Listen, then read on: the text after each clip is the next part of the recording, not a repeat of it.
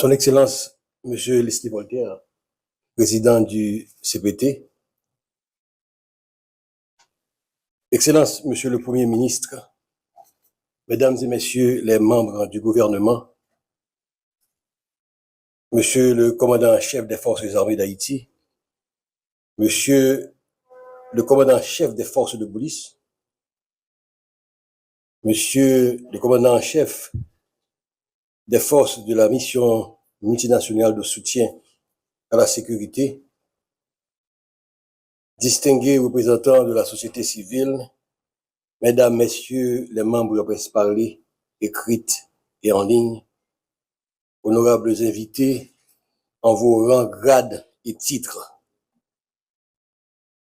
Dans ce contexte de menaces de sécurité de niveau de défense qui mettent en péril l'existence même de notre République, le bien-être et la survie de nos communautés, tant à Port-au-Prince que dans l'Artibonite, je ne dirais pas que c'est un plaisir pour moi de répondre une nouvelle fois à l'appel de la patrie, mais plutôt un devoir. Aussi, voudrais-je profiter de l'occasion pour remercier le Conseil présidentiel de transition et le Premier ministre pour la confiance qu'ils ont placée en moi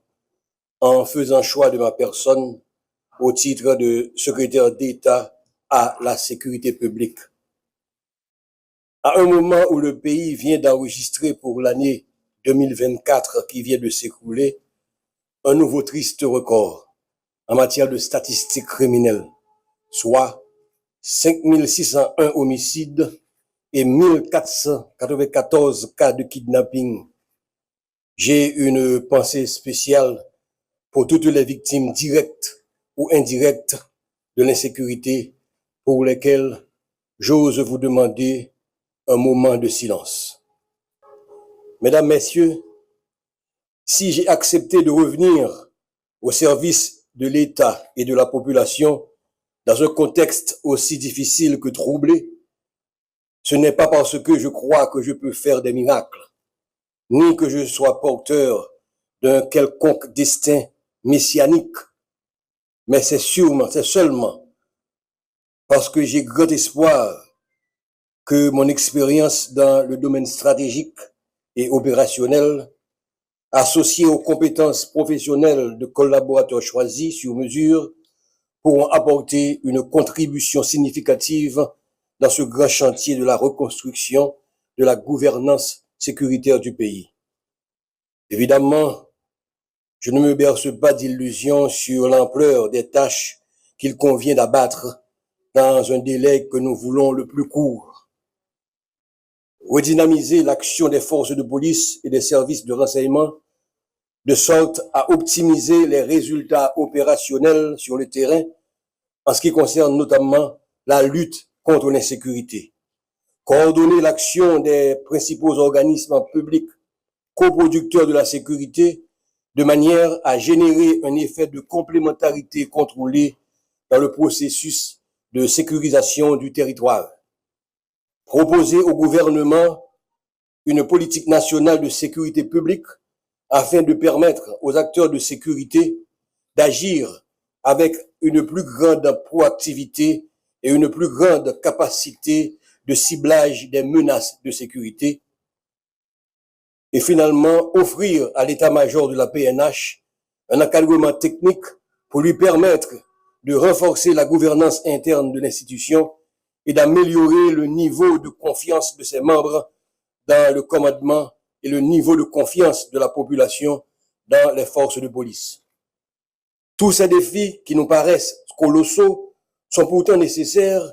pour garantir la mise en place d'une ingénierie institutionnelle performante, en même temps qu'il nous faudra aussi penser ou repenser les outils stratégiques qui nous permettront de mieux appréhender et mitiger les facteurs de risque du crime transnational organisé qui ne cesse de menacer notre sécurité intérieure.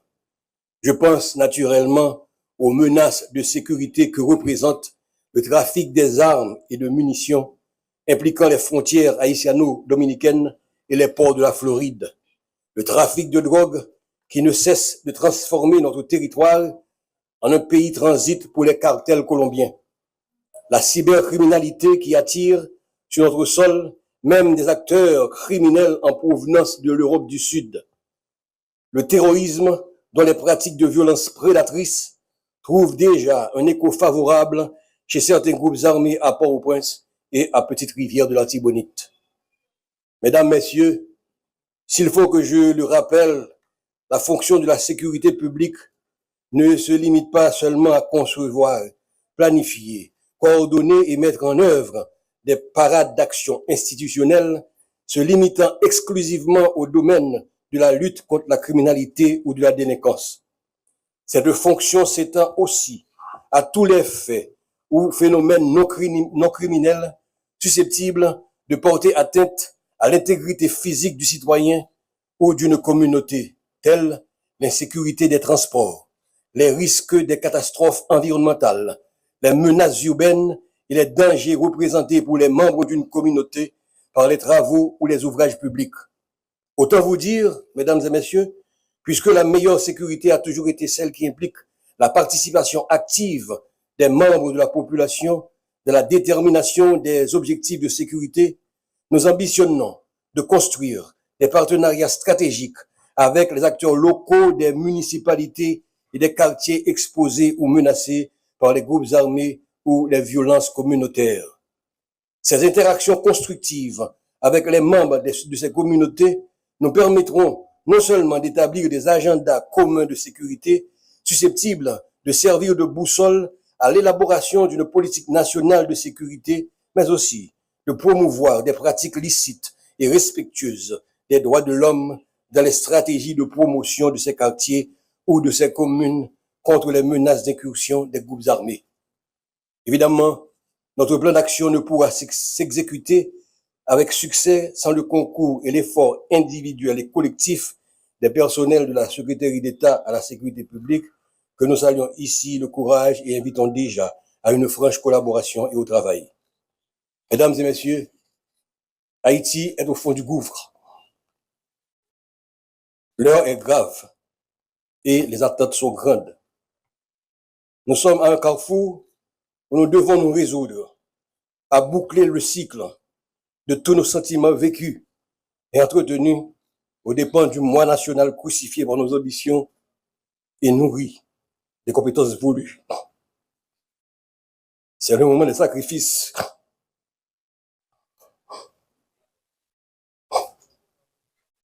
C'est le moment de la création. C'est le moment de la transcendance. À ce prix seulement, nous réussirons à sortir notre pays du gouffre et à le replacer dans le concert des nations. Le temps n'est donc plus à la rhétorique, ni aux jérémiades de circonstances, mais plutôt aux actes concrets qui permettront aux Haïtiens de l'intérieur de vaquer librement en toute sécurité à leurs occupations et à ceux de l'extérieur de revenir en toute quiétude en terre natale. Il nous faudra le faire pour Haïti.